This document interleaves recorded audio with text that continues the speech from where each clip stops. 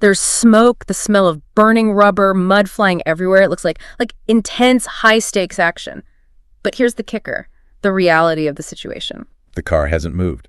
Not a single millimeter. All that noise, all that heat, all that fuel for zero forward traction. It's such a visceral image, and honestly is the most accurate picture we have for what happens inside the mind of, well, most of us, really.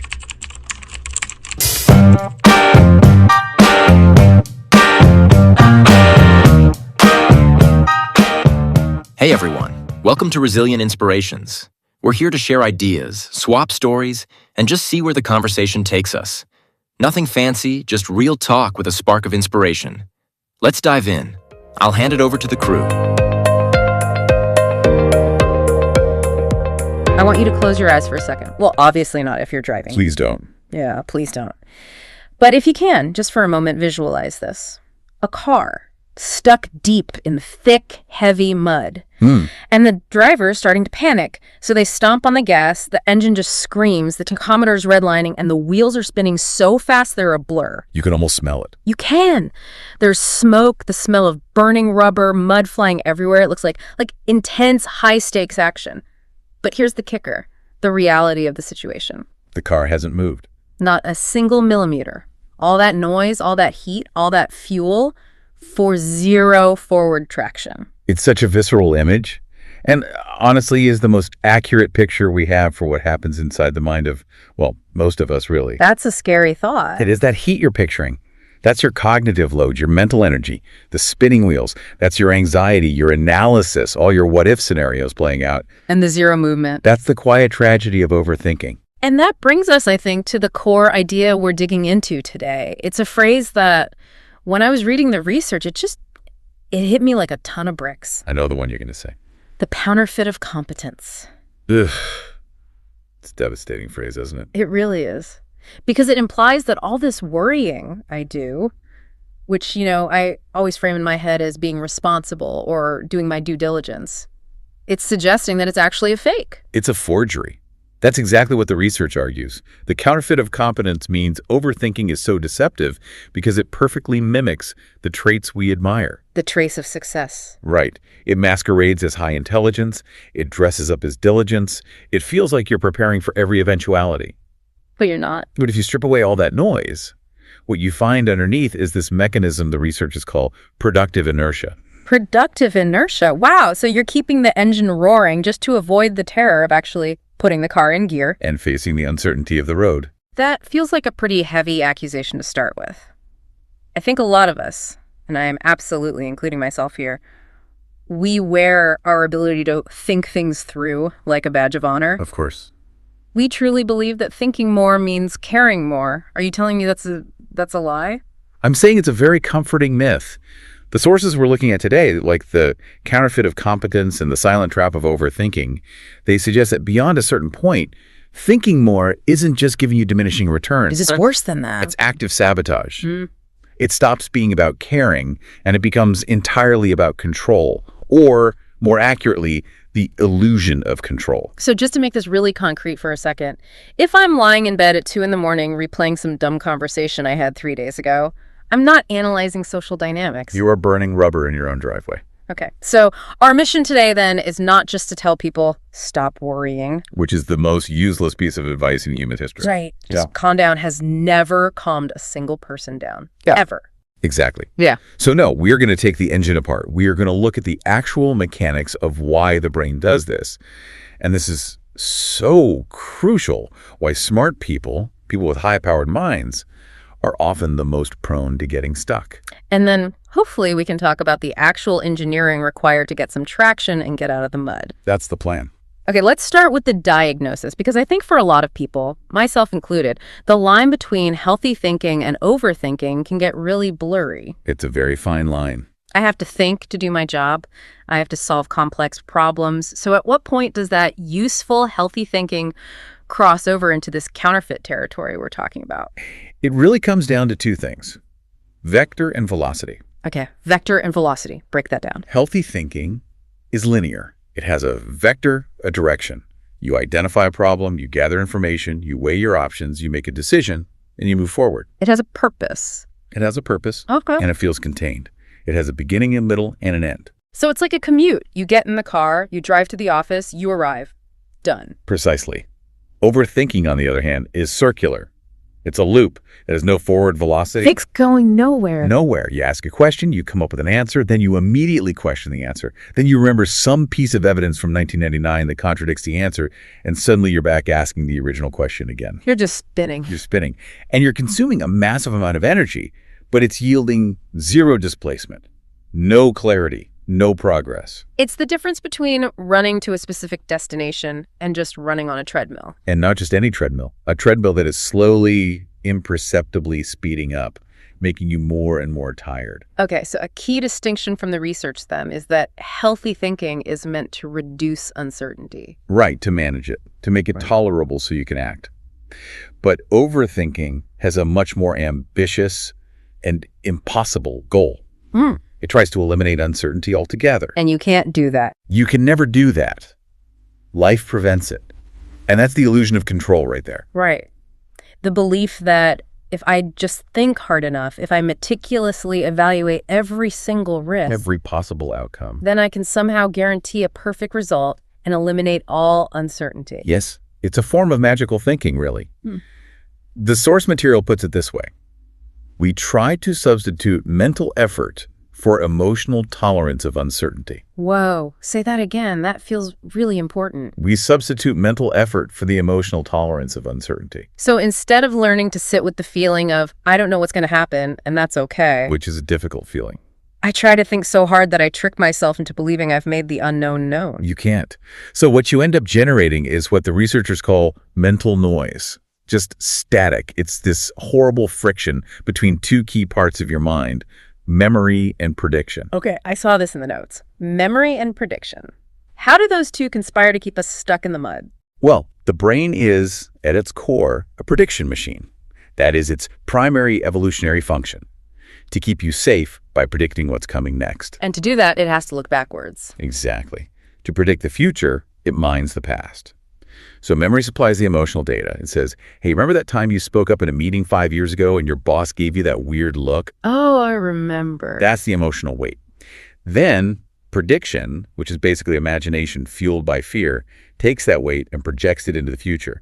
It says, if you speak up in the meeting tomorrow, they will all think you're an idiot, you'll lose your job, and you'll end up living in a van down by the river. Wow, that escalated very, very quickly. The overthinking brain escalates everything, and it creates what we call open loops. The brain absolutely despises an open loop, an unanswered question, and unresolved tension. It needs closure. Desperately. So overthinking becomes this frantic, but ultimately failed attempt to close the loop prematurely. It's like scratching an itch that's actually under the skin. You can scratch until you bleed, but the itch remains because the itch is uncertainty. And uncertainty is just a fundamental fact of life. Okay, I want to push back on something here because I can hear some of our listeners thinking this. I'm listening to all this and I'm thinking, okay, sure, maybe I spin my wheels sometimes. But isn't that just the price I pay for being smart? I mean, if I have a high-powered brain, isn't it just naturally going to process more data, run more scenarios? Isn't this a feature, not a bug? This is maybe the most important and counterintuitive part of the whole discussion. This is what the book's called the trap of high intelligence. The trap. Yes, and it's where this counterfeit of competence becomes most dangerous. We have this deep cultural assumption that intelligence is a shield, that it protects you from anxiety and bad decisions. Right, that smarter people worry less because they can figure things out. The data suggests the exact opposite. Intelligence, when it's not directed, doesn't prevent overthinking. It acts as an amplifier. So being smart can actually make it worse. Think about it this way. If you have a high IQ, what you really have is a high-performance engine.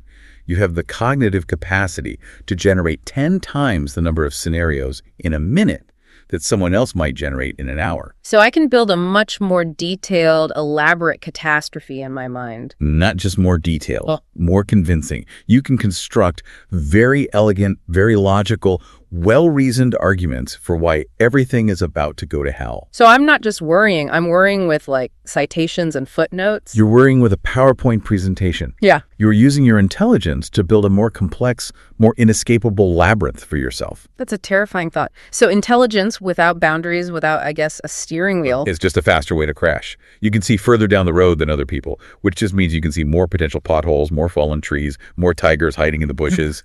Your capacity becomes a curse. And I have to assume that ego gets tied up in this too.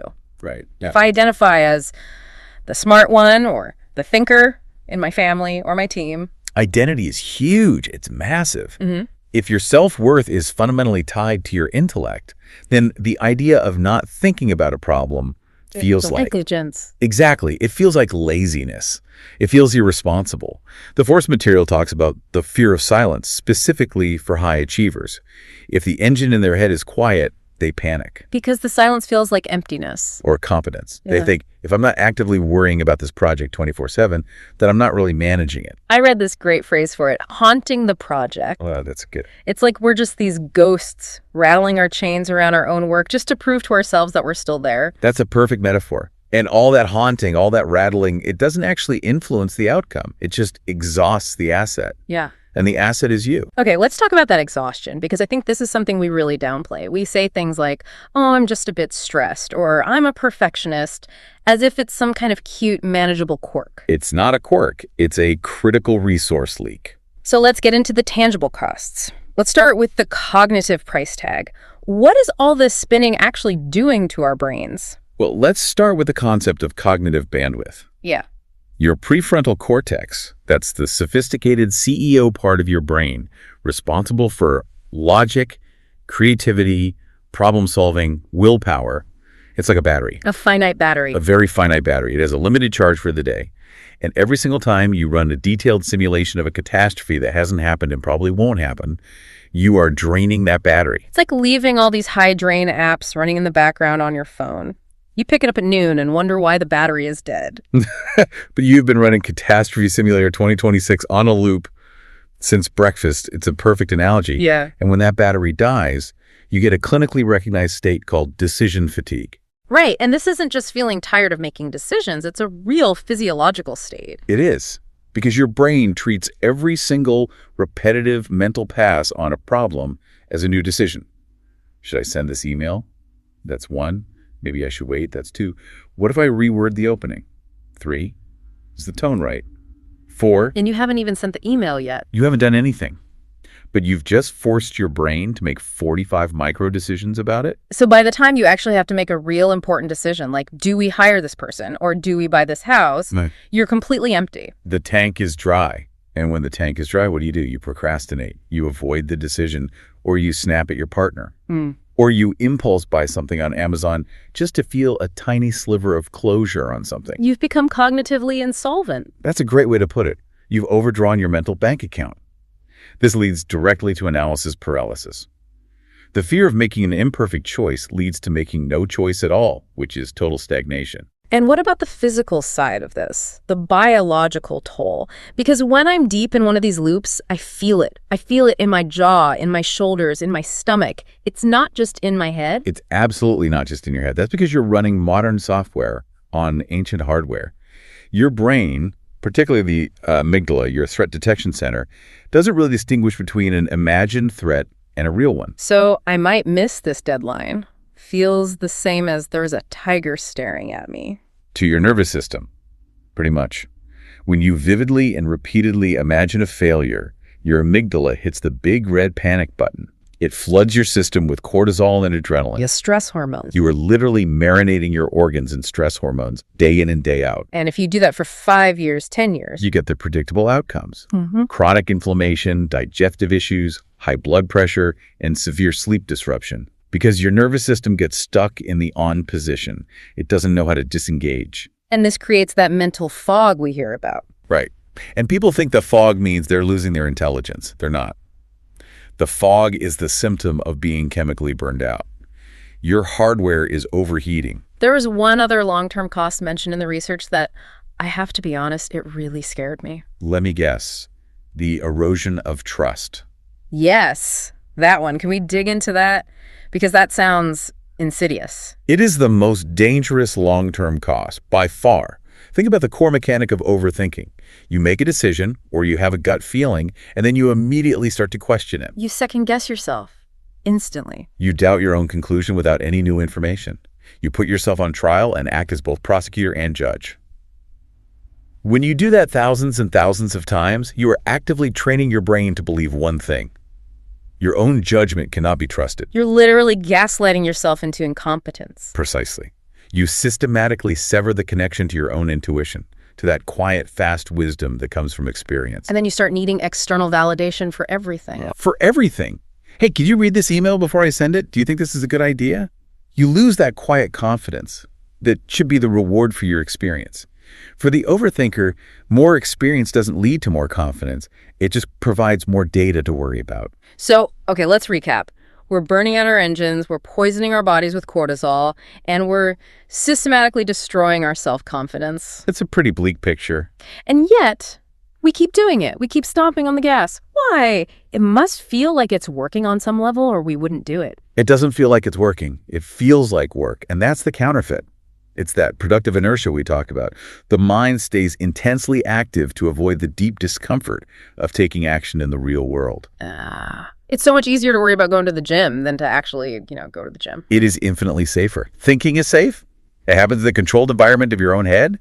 Action is risky. Action has consequences. Yeah. Action creates new data that you can't control. If you finally write that book, people might hate it. But if you just think about writing the book for 10 years, it remains a perfect, unblemished, brilliant potentiality in your mind. So overthinking is a shield. It's a shield against the possibility of failure. It's a shield against reality itself. Yeah. And we get so caught up in the process that we start to mistake the complexity of our thoughts for depth. This is a really crucial distinction from the research. The difference between complexity and depth. Yes. And I think this is a trap that smart people fall into constantly. Oh, absolutely. I'm guilty of this. I think if I can make this problem really, really complicated, if I can see it from 17 different angles, then I'm being deep. I'm appreciating the nuance. And that is the great intellectual trap. Complexity is just the accumulation of variables. It's stacking more and more hay onto the haystack. Well, depth. Depth is finding the needle. True depth simplifies. It cuts through the noise. If you look at the greatest thinkers, the greatest leaders, what do? They take incredibly complex situations and they find the simple, elegant core truth at the center of it. And overthinkers do the exact opposite. The exact opposite. They'll take a simple choice, like which brand of toothpaste to buy, and shatter it into 1,000 tiny, complicated fragments. True depth simplifies. I think I need to get that tattooed on my forehead. So if I'm just adding more what-ifs until I can't even see the original problem anymore, I'm not being deep. You're not being deep. You're just making a mess. You're hiding in the thicket you've created. You're using information as camouflage. And this leads to that other fallacy, the fallacy of over-preparation, the idea that more information is always better. Right. We think, if I just do one more hour of research, then I'll be ready to decide. But the studies on this are fascinating. They show that beyond a certain, often very early point, more information doesn't just fail to help, it actively makes our judgment worse. How is that possible? Because it increases the number of variables, introduces more conflicting data points, and gives you a false sense of confidence in what is often the wrong answer. Analysis paralysis. It's the law of diminishing returns applied directly to your own brain. And most of us blow right past the point of peak effectiveness and deep into the territory of self-sabotage. Okay, I think I am sufficiently diagnosed at this point. My engine is smoking. I'm definitely in the mud. And I have a much clearer and, frankly, more depressing understanding of why I'm doing it. The diagnosis is the tough part. So now I need the tow truck. How do we get out? The research divides the solutions into two categories: immediate tactics and long-term systems. Let's start with the immediate. I'm in a meeting, or it's 2 a.m, and the loop starts, the wheels are spinning. What do I do right now? The very first step in that moment is a subtle but powerful shift in what's called metacognition. Which is a fancy word for? Thinking about your thinking. Right now, most of us are completely merged with our thoughts. If a thought pops into your head that says, you are a failure, we believe it instantly. We don't question it. We are the main character in the drama. Right. It doesn't feel like a thought. It feels like a fact. It feels like I am thinking it. The goal is to shift from being the participant in the drama to being the observer of the drama. You have to create a little bit of space and realize you are not your thoughts. You are the awareness in which thoughts are occurring. That sounds a little bit esoteric. How do I actually do that when my heart is pounding? It starts with language. This is a very practical tactic from the research called reframing or distancing. Instead of saying to yourself, I am anxious, which is an identity statement. I, as a person, equal anxiety. Right. It's who you are. Instead, you make a simple switch. You say anxiety is present. Anxiety is present. It almost sounds robotic. It's supposed to. It's clinical. It creates distance. It treats the emotion like a weather pattern passing through the sky rather than you being the sky. Instead of, I can't stop thinking, you observe, the mind is very active right now. So you're depersonalizing it. It's the difference between being the broken engine and being the mechanic looking at the check engine light. You are the mechanic, not the car. That is the fundamental shift. And once you have even a sliver of that distance, you can deploy a tool like sensory grounding. Okay, this is where people start to roll their eyes. Just take a deep breath. I know, and it's been trivialized, but there is hard neuroscience behind why this works. It's not about magic. It's about brain networks. Okay, hit me with the science. Why does focusing on the feeling of my feet on the floor help me solve a complex budget problem? It doesn't help you solve the problem. It helps you stop running the wrong program. Your brain has several large-scale networks. One is the default mode network. Think of it as the me network. It's what's active when you're mind-wandering, ruminating, worrying about the past, catastrophizing about the future. So the overthinking network. It is the overthinking network. Then you have the task-positive network, which is what lights up when you're engaged with the present moment through your senses. And here's the key. They are mutually exclusive. They function like a seesaw. If one is up, the other has to be down. So you're saying I literally, biologically, cannot be fully lost in my anxious thoughts and fully in my senses at the exact same time? You cannot. So when you deliberately and intensely force your brain to focus on a sensory input, the specific texture of your desk, the hum of the air conditioner, the feeling of cold water on your hands, you are mechanically forcing the default mode network to power down. You're starving it of energy. You are pulling a lever Yeah. and rerouting the cognitive power. So it's not about relaxing. It's about performing a manual override on your own brain. Okay, that makes so much more sense. And then once you've disrupted that loop, even for a second, you introduce the pause. Just a 1-second gap between the thought arriving and you reacting to it. In that tiny gap, that's where your freedom lives. That's what stops the automatic spiral. So that's the emergency brake. That's the triage to stop the bleeding in the moment. Exactly. But I don't want to live my life constantly pulling the emergency brake. I want to build a better car. I want to structure my life so I don't fall into the mud in the first place. So let's talk about the long-term systems. Yes, because systems will always beat willpower. If you're relying on sheer willpower to stop overthinking, you will fail because your willpower battery will run out. The first system is creating mental containers. This sounds like, what, a Tupperware party for your brain? It's basically that. It's organization for the invisible. A highly effective technique is to schedule worry time. You're kidding. You schedule an appointment to worry. You do. It sounds ridiculous, but it is incredibly effective based on principles of stimulus control. You set a specific bounded appointment with yourself, say Tuesday from 4:00 p.m. to 4:00 p.m. That is your container. That is when you are allowed to think about this complex, anxiety-provoking problem. So what happens when I inevitably start worrying at 9:00 a.m. on Monday? You notice it. You catch the thought, and you gently say to your brain, not now. We have a meeting scheduled with this worry on Tuesday at 4:3. And then, this is key, you write the worry down on a list for that meeting. And the brain just buys that. It doesn't just keep nagging me. Surprisingly often, yes. Because you aren't trying to suppress the worry, which we know causes a rebound effect. You're deferring it. Yeah. You're making a credible promise to your brain. I hear you. This is important. We will deal with this. The brain usually accepts that deal. And what's funny is I imagine when Tuesday at 4 p.m. actually comes around. A huge percentage of the time, the worry doesn't seem that big anymore. The emotional charge has fizzled out. Where? You've forgotten it entirely. Or you look at it on the paper and think, wow, why was I so worked up about that? You mentioned writing it down, externalization. Is this just fancy talk for journaling? It can be, but it's more mechanical than just journaling your feelings. It's about cognitive offloading.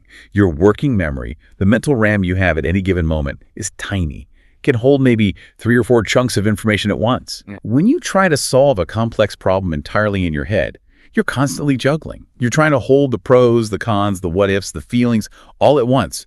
You drop balls. You pick them up. You loop. And that looping, that juggling is what's so exhausting. That's the energy burn. But when you write it down, and I mean really map it out, with diagrams, mind maps, bullet points, you are offloading all that data onto the paper. You are freezing the loop. You can see it all at once. You can see it all at once. Yeah. Your brain sees the information as safe and accounted for, so it stops endlessly rehearsing it. You finally critique the thought because it's out there on the page, not in here merged with your identity. It's the difference between trying to do long division in your head versus doing it on a chalkboard. Chalkboard makes you smarter. It extends your mind. And finally, the most critical system of all. You need stopping rules. Okay, what's a stopping rule? This is a concept from computer science and behavioral economics. You need to define what done looks like before you even start thinking about a problem. Because the overthinker's definition of done is when I feel 100% certain and have a guaranteed positive outcome. Which is never. So you stay stuck forever. You need to adopt what's called a satisficing rule, not a maximizing rule. A maximizer tortures themselves, trying to find the absolute single best option out of all possible options. Which is impossible to know. Right. A satisficer, on the other hand, looks for the first option that meets a predefined set of criteria. That sounds a lot like settling. It's not settling, it's efficiency. It's strategic. The rule could be, I will research toasters for 20 minutes, I'll look at 3 websites, and then I will buy the one that has over 4 stars and is under $50. And then you stop. Or for work, I will spend 30 minutes drafting this email, I will read it over one time for typos, and then I will hit send. No more rereading it 15 times. Yes. The golden rule from the research is this. Stop thinking, not when the problem is perfectly solved, but when the cost of further thinking clearly outweighs the potential gain. That one sentence could probably change a lot of lives. It's the off-ramp from the mental highway to nowhere. Okay, I want to pivot now to what feels like the deepest layer of all this. We've talked biology, we've talked systems, but the research points to something a lot more uncomfortable. Segment 7 in the outline, the emotional root. It suggests that overthinking isn't actually a thinking problem at all. It's a feeling problem. This is the hardest pill for smart, analytical people to swallow. Because we believe we can think our way out of anything. But you cannot logic your way out of a problem that isn't based in logic. Overthinking is an emotional defense mechanism. The sources call it emotional hijacking. At its core, overthinking is a sophisticated strategy for emotional avoidance. We think to avoid feeling. Can you give me a really concrete example of what that looks like in practice? Absolutely. Let's say you send a text to a friend and they don't reply for 6 hours. Oh, the worst. The worst. The first thing that happens is you feel a pang. It's a physical sensation in your chest or your stomach. It's the raw feeling of rejection or abandonment. And that feeling hurts. It's uncomfortable. Deeply uncomfortable. And your brain, in its desire to protect you from that discomfort, instantly launches you into problem-solving mode. Right. Okay, what's going on here? Maybe their phone died. Maybe they're busy. Oh, wait, maybe they're mad at me because of that joke I made yesterday. Let me go back and reread our last 5 conversations to see if I can find a clue. Exactly. You are now thinking, you feel busy, you feel productive, but what are you actually doing? I'm distracting myself. You're distracting yourself from the raw, physical sensation of rejection. You are analyzing the grief instead of allowing yourself to feel the grief. And because you never actually feel it. It never gets processed. It never moves through you. The neuroanatomist, Dr. Jill Bolt Taylor, has this famous 90-second rule. I've heard of this. The idea is that an emotion, the actual chemical flush of it in your body, lasts for only about 90 seconds. If you could just sit there and feel the heat, the tightness, the drop in your stomach, without telling a story about it, it would crest and pass in less than 2 minutes. But by overthinking it, by telling this elaborate story about why my friend hates me, you re-trigger the chemical flush over and over and over again. You can keep a 90-second emotion alive for 20 years if you keep thinking about it. So the actual solution is, what? To just sit there and marinate in the bad feeling? Not marinate. Engage. The solution is somatic engagement. It's learning to sit with the discomfort. It means dropping the mental narrative and focusing purely on the physical sensation. My throat feels tight. My stomach feels heavy. There is heat in my face. No story, just raw data. That sounds absolutely terrifying to a control freak like me. It is at first. It feels incredibly vulnerable. But it is the early way to break the cycle. When you prove to your nervous system again and again that you can survive the physical sensation of an emotion without needing the thinking shield. The brain stops reaching for the shield. It stops needing it. Your reactivity goes down. You realize calm isn't a personality trait you're born with. It's a skill you build. It's your trained ability to tolerate emotional turbulence without grabbing the controls and nosediving the plane. This brings us to the final piece of the puzzle then, the lifestyle. Because it seems like it would be impossible to do any of this, the grounding, the emotional tolerance, if your entire life and environment is just screaming at you 24/7. You can't. You can't have a quiet mind in a loud life. This brings us to designing a lifestyle of clarity. And the first thing that needs to go on the chopping block is your input. What we let into our heads. Exactly. We live in an age of absolute input overload, and we treat our attention like it's an infinite renewable resource. It is not. It is a finite budget for the day. And if you spend it all on Twitter arguments, or the 24-hour news cycle, or endless social media scrolling, or just living in a cluttered environment, you have zero budget left for actually processing your own life and doing deep work. The phrase from the research was simplicity as strategy. Yes. It's not about being a minimalist monk. It's about being a ruthless curator of your own attention. You cannot have mental clarity if you are constantly consuming mental junk food. You have to actively design white space into your day and your life. And that includes designing a better rhythm.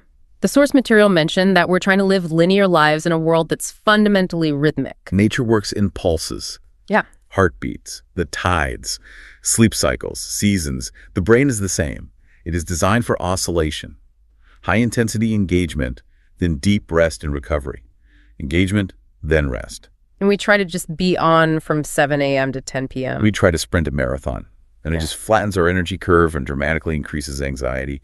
We need to learn to respect our ultradian rhythms, which is basically 90 to 120 minutes of focused work, followed by a real 15-minute break away from screens. The warning is, if you don't schedule the rest, your body will schedule it for you. Usually at the worst possible time, and usually in the form of a breakdown or burnout. Wow.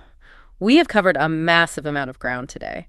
We've gone from a car in a mud pit to the neuroscience lab to the very core of our emotional lives. As we wrap this up, I want to talk about the big shift in perspective, the paradigm shift. How do we need to redefine what it even means to be smart and in control? This is the single most important takeaway.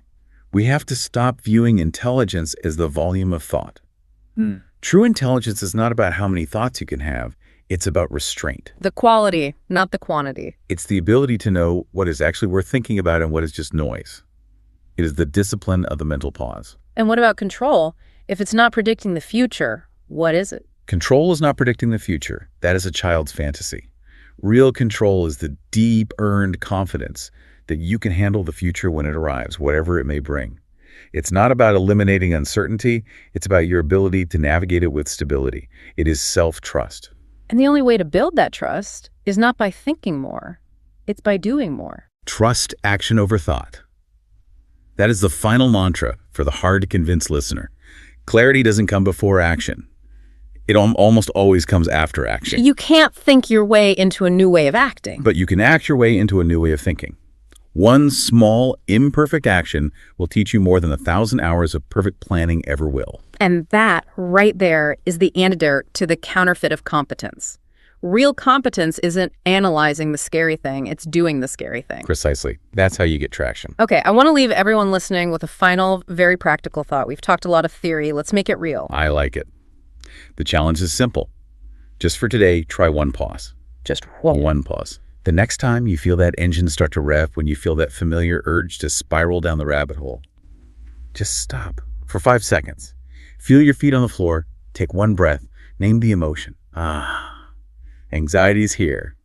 And then just ask yourself one question. What's the question? Is this line of thinking actually moving me forward, or is it just spinning the wheels in the mud? You don't have to keep digging yourself deeper. The road is right there. It's open. You just have to take your foot off the gas for a second. Remember, a quieter mind does not mean a weaker mind. It means a focused, powerful mind. Thank you so much for this deep dive. We'll see you next time. And that's a wrap for today's chat. Big thanks to my friends for keeping the conversation flowing, and to you for hanging out with us. If you like this talk, don't forget to share it and hit follow so you won't miss the next one. Take care, stay inspired, and we'll catch up soon.